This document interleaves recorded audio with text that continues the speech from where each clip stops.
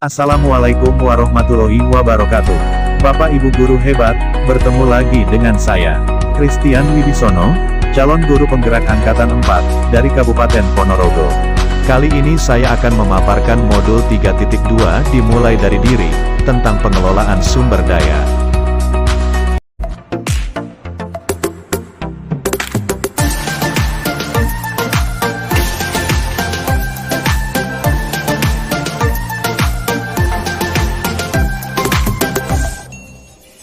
Dalam modul 3.2 dimulai dari diri, tentang pengelolaan sumber daya, kita harus menjawab pertanyaan-pertanyaan yang ada pada LMS. Pertanyaan pertama, ingatlah kembali sosok pemimpin yang pernah Anda tahu selama berprofesi sebagai guru. Seperti apakah sosok pemimpin yang Anda ingat itu? Hal apa yang paling Anda ingat dari sosok pemimpin tersebut? Selama kita menjadi seorang guru, pasti bertemu dengan berbagai tipe pemimpin, atau sosok pemimpin yang berbeda-beda.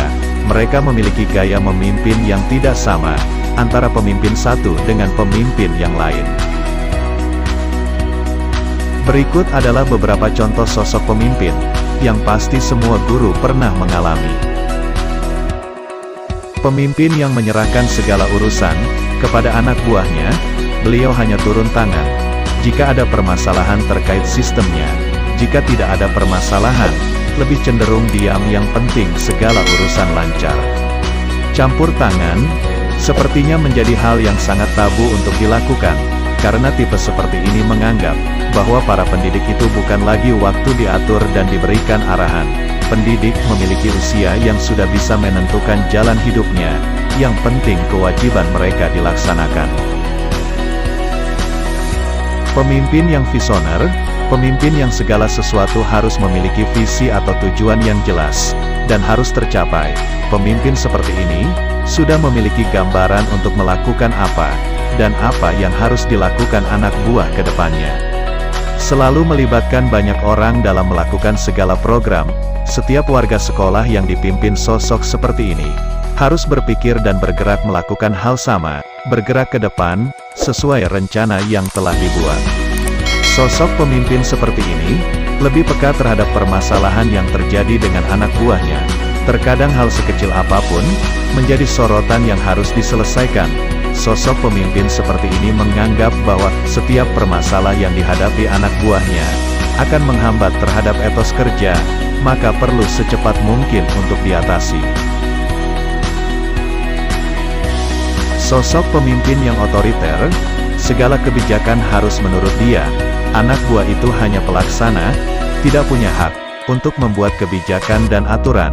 Mereka tidak tahu rencana seperti apa yang akan dibuat, karena tidak pernah dilibatkan dalam proses pembuatannya.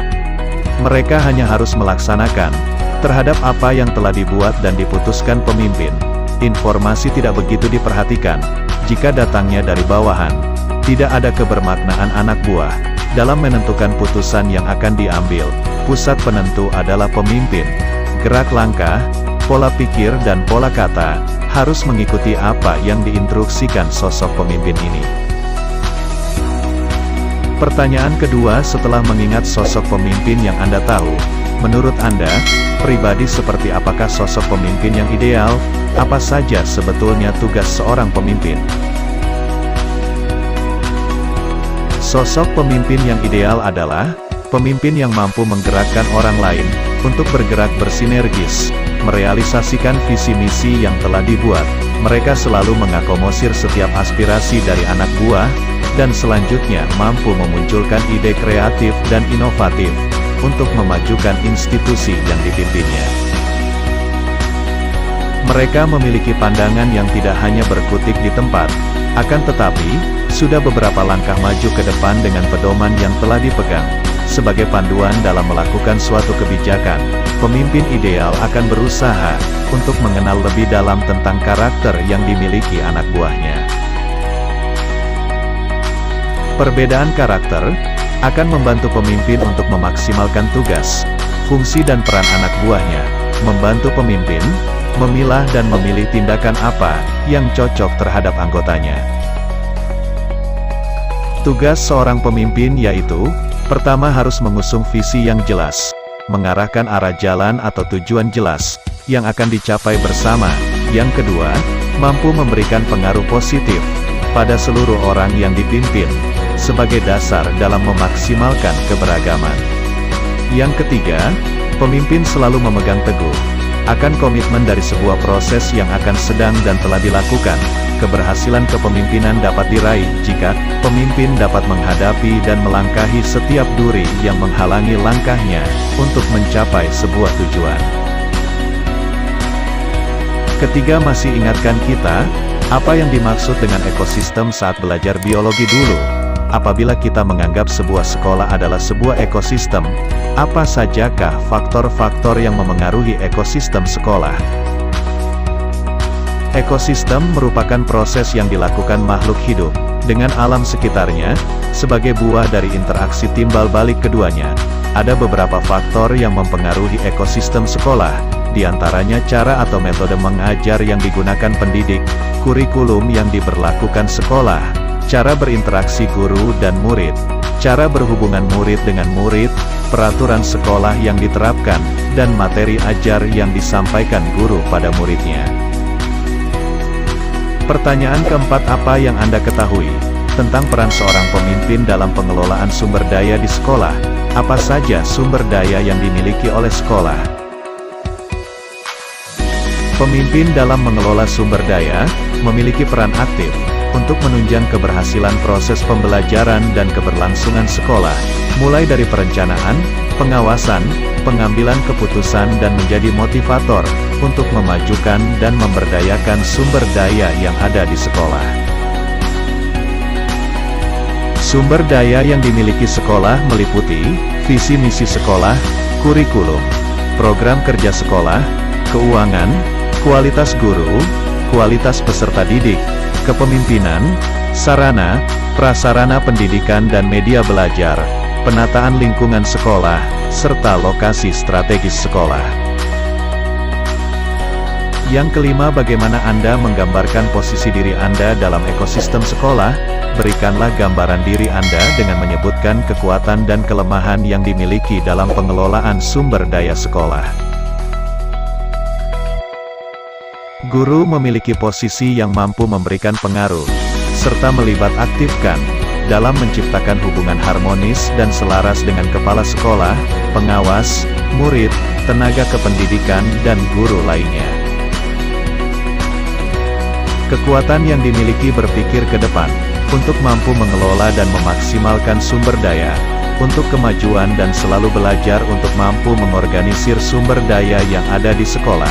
Sedangkan kelemahannya yaitu, tidak dapat mengarahkan semua warga sekolah untuk bergerak bersinergis, selalu ada yang tidak mau bergerak bersama, pada akhirnya lebih baik melewatinya daripada menghabiskan energi, hanya untuk menghadapi satu penghalang. Yang keenam, apa saja harapan pada diri Anda sebagai seorang pendidik, pemimpin, dan pada murid setelah mempelajari modul ini? Dimulai dari harapan diri sendiri, mampu mengelola sumber daya yang ada di sekolah, mampu membuat strategi pengelolaan sumber daya, mampu memetakan sumber daya yang ada di sekolah, dan mampu menganalisis sejauh mana potensi kekuatan sumber daya yang dimiliki sekolah. Harapan untuk murid, adanya perubahan yang signifikan dalam pengelolaan sumber daya yang ada di sekolah, sehingga kemanfaatannya dapat dirasakan secara utuh dan maksimal oleh murid. Harapan untuk sekolah, sekolah mampu mengelola sumber daya secara efektif dan maksimal, sehingga terpetakannya sumber daya yang ada di sekolah. Pertanyaan terakhir ketujuh, apa saja kegiatan materi, manfaat, yang Anda harapkan ada dalam modul ini? Materi yang diharapkan, cara pengelolaan sumber daya yang ada di sekolah secara efektif, cara membuat pemetaan sumber daya yang ada di sekolah, cara menganalisis potensi kekuatan sumber daya yang ada di sekolah. Manfaatnya, bisa memahami potensi sumber daya yang dimiliki lingkungan sekolahnya, dapat mengevaluasi hasil pemetaan potensi sumber daya sekolahnya, yang dapat dimanfaatkan, untuk meningkatkan kualitas proses pembelajaran murid, dapat memahami potensi sumber daya, yang dimiliki lingkungan sekolahnya, dan dapat mengevaluasi hasil pemetaan potensi sumber daya sekolahnya.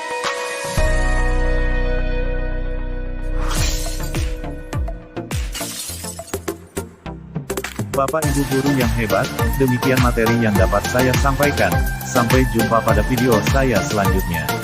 Terima kasih.